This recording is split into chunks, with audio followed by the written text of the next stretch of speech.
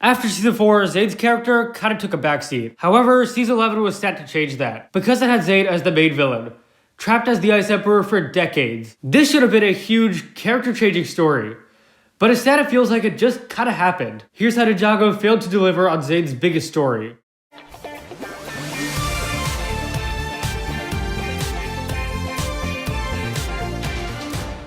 Hey guys, welcome back to the channel.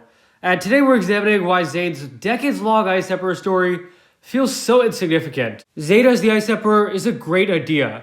Ninja have turned evil before, but only for short periods of time. This was the first season where the ninja was the villain. The Ice Emperor is great.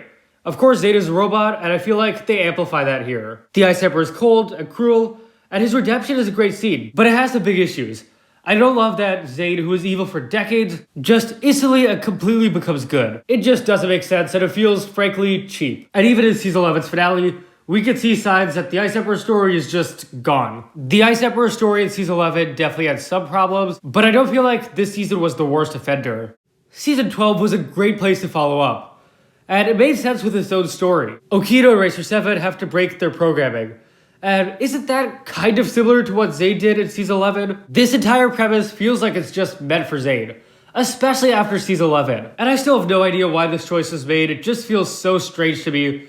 But the writers choose to keep Zane out of the game. So they have Zane run around as a detective for an episode, which I'm not personally a fan of, but I can see how it's fun. It's not meaningful though, it has no significance for his character past Season 12. It feels like they missed a very obvious opportunity. Yeah, Season 12 was the best chance for Zane development, but there were definitely other chances. Maybe they could have done something in Season 13 or 14. But Crystallized had a much more clear chance. There's an episode that's called Return of the Ice Emperor. This episode could have had something significant.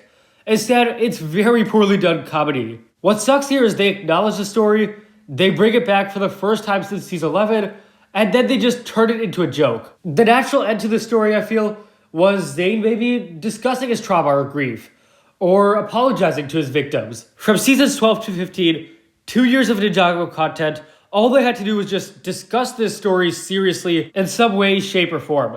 Especially in Seasons 12 and 15, there were opportunities, but the writers chose to use them for comedy instead. So it'll always be disappointing to me that Ninjago ended without kind of finishing this story. They didn't ruin his character, but the Wildbird era, when given the chance to make Zane interesting again, chose not to. Zane's role as the Ice Emperor should feel huge, but it feels pretty insignificant instead. And that's our look at how Zane's biggest story fell flat.